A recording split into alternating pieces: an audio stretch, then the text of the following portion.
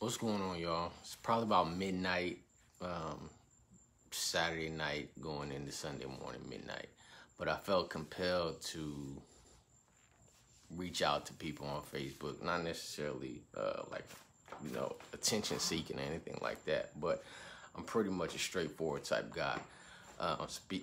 Shoot from the hip, talk from the heart. So I felt compelled to make this video. Many of you all know that I've been working on home renovations for a while now. And obviously, or maybe not so obviously to some, I've been absent for about 2.5 weeks on going strong on a renovation. And what happened was I was battling with a spout of depression, which is some things that many African Americans, many males for that matter, regardless of being ethnicity or whatever, we don't talk about depression and things like that, or there's a stereotype. A lot of people just hide their shit, for lack of a better word. So I've been battling with depression. Some of you may or may not know, my mom was diagnosed with stage 4 lung cancer. And then soon after that, my uncle went to the hospital. He had a stroke, and he's still in the hospital now. And then my baby girl, she was stressed out. She was having heart pains, which turned out to be stress related. So I was pretty stressed the hell out. Didn't even know it. Well, I knew I was under pressure, but again, we tend to hold ourselves together, at least hold the appearance that we are together. So it caught up to me. And when I get stressed out or depressed, my body shuts down on me because I'm a thinker. My mind is constantly always going. When I was little, I used to get in trouble with my mom because I always wanted to know the what. So my mind, when I get depressed, my body shuts down on me. It protects me from myself. And when I say protects me, I'm not meaning that I'm going to do harm to myself. Fortunately or unfortunately, however you want to look at it, I don't have any vices. So I don't drink, I don't smoke, I don't do anything in that aspect. So when I get stressed out or depressed, my body has to eliminate itself from itself. And what it does is it makes me sleep. I literally can sleep 23 hours a day, or I can wake up and I guess start thinking, my body completely shuts down, and I'll get tired as if I hadn't slept in several days. So I immediately recognize when I'm under pressure, because I even fool myself thinking that I'm okay. But it's not until my body starts letting me know that I'm not okay by putting me to sleep, I know, okay, shit done got bad. So shit got bad about 2.5 weeks ago, and I've been sleeping, doing a lot of sleeping. This Wednesday, and I can tell it definitively, I came out of my depression state. Nothing changed. My situation didn't change. No circumstances changed. I didn't come into an epiphany and get the great answer that my mind probably had been looking for. But I guess my body had just said it had recuperated enough. So this Wednesday, around 3 o'clock, 4 o'clock, 5 o'clock-ish, I just came out of it.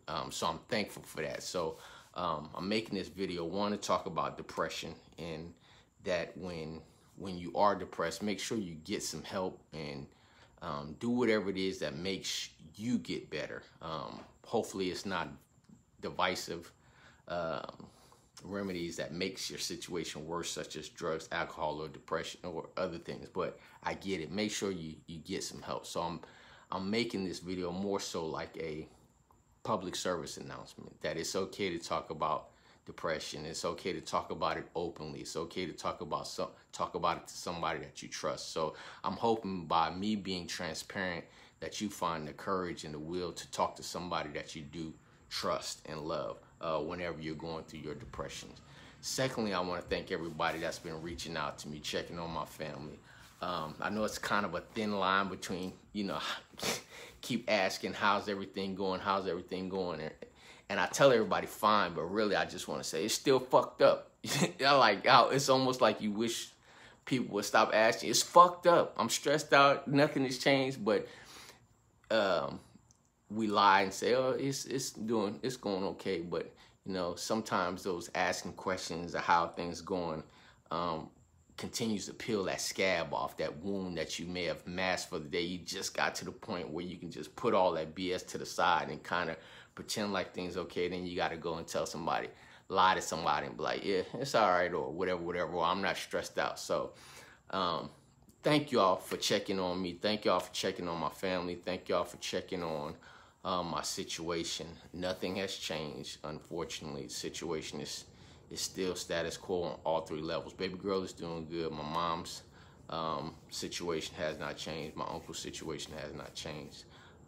So just leaving everything in the Lord's hand and understanding, you know, the processes of life. Everything is not always going to be smooth. There are going to be challenges, but fortunately, those challenges is what makes those interesting stories. When you overcome those hurdles, when you overcome those situations. I'll give you a prime example. My mom was diagnosed with breast cancer back when she was younger, and she still lived, what, 60 something more years after, you know, after that. So nothing is definitive until things happen, and that's kind of the way I look at things. I mean, hell, even when I was born, the doctors told me that I wasn't gonna make it out of the hospital. I was supposed to die after I was born. I was 3 months premature. All my lungs and everything was underdeveloped, and here I am 46 years later, still alive. So I say that to say that I don't tend to jump the gun on like, when it's time to grieve, it'll be time to grieve. Right now, it's not time to grieve. I'm celebrating positivity, et cetera, et cetera. So thank y'all for that. The next part was I don't know what else I really wanted to talk about. I guess I really just covered the main part that I want to talk about, depression. I'm back on the renovations. I'm in the garage. I just set up my little temporary saw area. So I'm thankful and I'm excited to be out of my spell of depression, is basically what I want to tell y'all. And many people that you know and love, they look normal on the outside, or they're functioning. They look high functioning with their depression. So it's not always the stereotypical going crazy, going mad, da-da-da-da-da. I talked to a gentleman today who I barely knew, and I was talking about my depression. He was like, thank you for sharing that. You know, when I get depressed, I have to go in a room and sit in the dark, and I can't be in light or anything like that. I was like, wow, well, I'm glad that you were moved to talk to me about your depression. I said, honestly, that was the reason why I shared this experience, in hopes that even if I affected one person in some change or being able to speak about some things, it would have been successful. So I was thankful for that. So doing the same here. Thank y'all for praying for me. Thank you for praying for my family. I'm doing well. This is not a cry for help or anything like that. Just simply a public service announcement to tell you that do whatever you need to do to make yourself feel better whenever you go through those spouts. And on the flip side of that, if you are that person loving on someone that is going through depression, I really don't know how to tell anyone to be there for someone who's going through depression, because I really don't want to be bothered, frankly. I'd rather just be by myself. So I can't tell you what another individual would prefer or need. I literally just shut down and would prefer not to be talk to anyone, hear from anyone. Just let me kind of go through my cycle and then come out. But that, of course, doesn't work for everybody. So I'm not diagnosing that remedy for everyone. Just for me specifically, I like to be just left alone. So thank you. More renovation pictures coming soon. I'm actually tired of doing renovation. I never thought it was going to be this much work. It never lasts this long on television. You know, they wrap it up in 30 minutes, and 15 minutes of those are commercials. So I need to write a letter to HGTV and tell them they perpetrating fraud with that foolishness that they're putting out there, because it clearly doesn't take 30 minutes to renovate a house. And another thing is, it costs a lot of money. Man, I never realized how many times I'd be going to Home Depot, like in the middle of a project. Damn, I just left there 2-3 times in the last hour, just picking up this, that, and the third. So Home Depot owes me some stock, and HGTV is full of ish. ISH-ish. I'm not cursing. I cursed earlier, but yeah, they're full of ish. So thank y'all. I'm happy. Feeling good. That's it. That's all I want. Oh, I was able to get a haircut. I was happy about that too. So just random ish. Thank y'all. Have a great day. Happy Sunday to everybody.